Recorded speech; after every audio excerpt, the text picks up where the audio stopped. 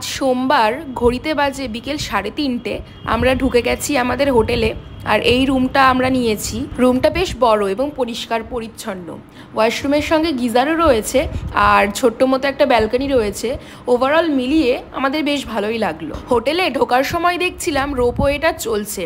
দাদাকে জিজ্ঞাসা করতে দাদা বললেন 5টা অবধি রোপওয়ের টাইমিং। তাই আমরা তাড়াতাড়ি এবার ফ্রেশ হয়ে নেব যাতে রোপওয়ের টাইমিংয়ের আগে ওখানে যেতে পারি। এটা অবশ্য মাউন্টেন ভিউ রুম নয়, আমাদের আরেকটা রুম দেখিয়েছিল যেটা খুবই ছোট ছিল, এই যে এই রুমটা, আর তার সঙ্গে মাউন্টেন ভিউ ছিল। বাট আমরা প্রিফার করলাম বড় রুমটা নিলে আমাদের বেশি সুবিধা হবে।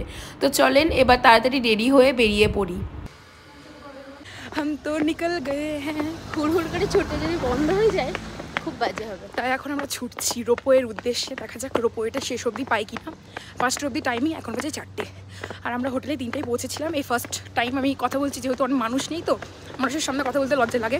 আর আপু বলেছে যেন কথা না বলতে, ওই জন্য আমি একটু ভদ্রতার খাতিরে চুপ করেছিলাম। আর এখন আমরা ঢালুতে নামছি, তার জন্য নামতে পারছি। উঠলে হয়তো আপনাদের দেখাতে পারতাম না। তো ফুল আউটফিটটা পরে দেখাবো আপনাদের। এখন আমি যেটার উদ্দেশ্যে যাচ্ছি সেটা তো আগে দেখি। বাবা সুন্দর যা দেখতে দেখতে মনে হচ্ছে আমি থেমে যাই। খুব ভালো লাগছে, খুব ভালো লাগছে আমার। তো পাহাড়ের সৌন্দর্য উপভোগ করতে করতে যাচ্ছি। এই দেখেন ক্যামেরাটা কতটা দেখানো সম্ভব আই ডোন্ট নো। ওই তো ওইটা, ওইখান থেকে রোপওয়েটা ছাড়ছে। তো এখান থেকে রোপওয়ে ছাড়ে, ওই দেখেন রোপওয়েটা ঢুকছে। আমরা ওখানে যাব, হট লিক্স। আমাদের হোটেল থেকে 5 মিনিট ডাউনে হাঁটলেই এই রোপওয়েটা পড়ে। এর আগে যে রোপওয়েটা চড়েছিলাম সেটার অভিজ্ঞতাটা ততটা ভালো ছিল না। দেখা যাক এটা কেমন হয়। আশা করি এটা একটুখানি ভয় লাগবে আর কি। তো এটা হচ্ছে টিকিট বুকিংয়ের একটা চার্টটা দিয়েছে। আর এই যা আপু পেমেন্ট হচ্ছে। তো ফাইনালি রোপওয়েটা পেলাম, মানে হেঁটে যে কষ্টটা হলো সেটা সার্থক। চলেন রোপওয়ে চড়ি।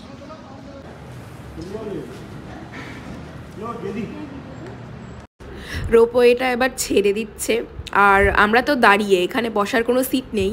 যেমন দার্জিলিংয়ের রোপওয়ের বসার একটা সিট ছিল 6 জনের ক্যাপাসিটির, আর এখানে প্রায় 10 জন মতো দাঁড়াতে পারে। আর জানলার বাইরে দিয়ে আমি দেখছি দৃশ্যটা কেমন। যেহেতু সন্ধে সন্ধে হয়ে এসেছে ওই জন্য চারিদিকটা কেমন কুয়াশায় ভরে আছে। আর হ্যাঁ, এটা টিকিট নিল জনপ্রতি 170। টোটাল ডিস্টেন্সটা হচ্ছে 15 মিনিটের। যত সামনের দিকে রোপওয়েটা এগোচ্ছে পাটা আরও শিরশির করছে। নিচের দিকে তাকাতেই বুকটা কেমন ধরপড় করছে। হিসেব মতো মনে হচ্ছে প্রচণ্ড বেশি উচ্চতায় আছি, ওই জন্য পাটা কাঁপা শুরু করেছে। আর প্রচণ্ডভাবে আমি এক্সাইটেড আরও ওই দিকে যাওয়ার জন্য। এতদিন শুধু ইনস্টাগ্রামের রিলসে দেখতাম এই গ্যাংটকের রোপওয়ে, চড়ার ইচ্ছে ছিল, তবে আজকে সেটা পূরণ হয়ে গেল, তাই আমি খুবই খুশি।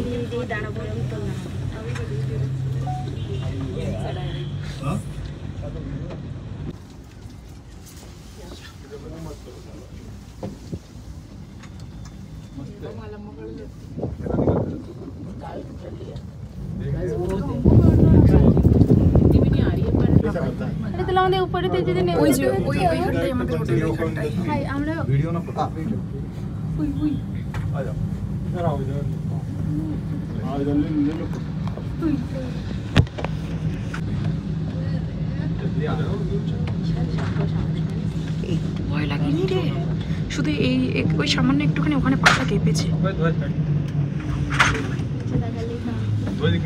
তো এখানটাই হচ্ছে লাস্ট স্টপেজ। ভালো লাগলো, থেমে গেছে।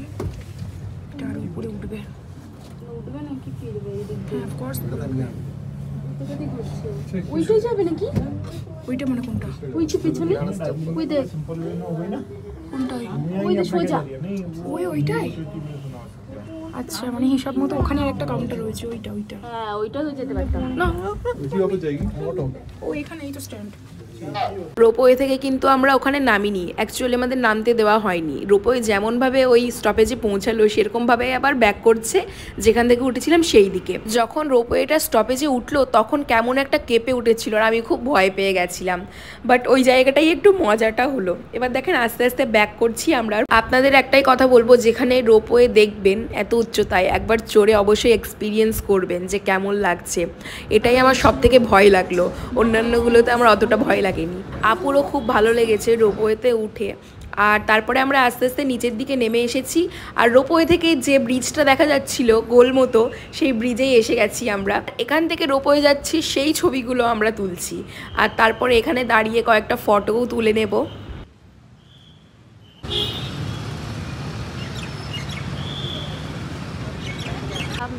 এখান থেকে কি এমজি মার্গ যাবো, এমজি মার্গ থেকে হেঁটে হোটেল চলে যাবো? হ্যাঁ,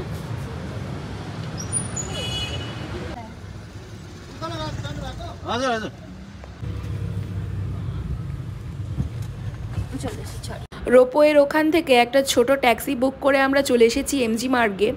আর আপনারা পারলে হেঁটেও আসতে পারেন, কিন্তু মিনিমাম 10 থেকে 20 মিনিট টাইম লাগবে। এসে দেখি বেশ জমজমাট মহল, কিন্তু চারিদিকে প্রচণ্ড সাউন্ড হচ্ছিল বলে আমাকে এখানে ভয়েস ওভার দিতে হচ্ছে। স্ট্রিট লাইটগুলো এখনও জ্বালানো হয়নি, জ্বালানোর পর চারিদিকটা একেবারে রঙিন হয়ে উঠবে, সেই দৃশ্যটাই আপনাদের দেখাবো কিছুক্ষণ পর।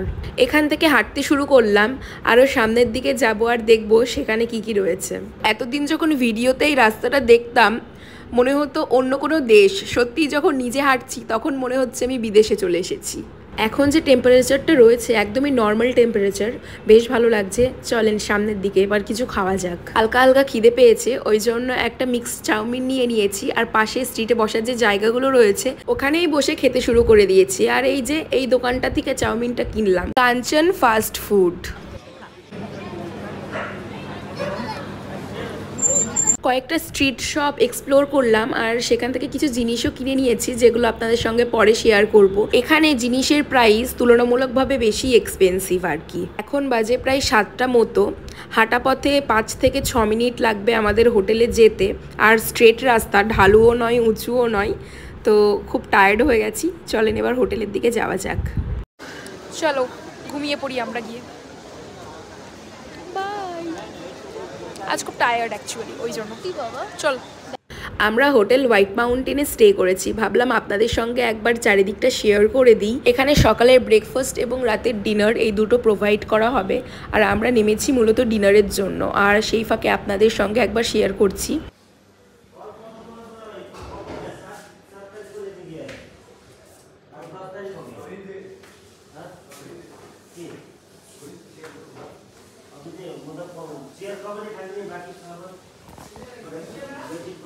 ডিনার করতে বসে আমার আর ক্লিপ নেওয়ার কথা মাথায় একদমই ছিল না।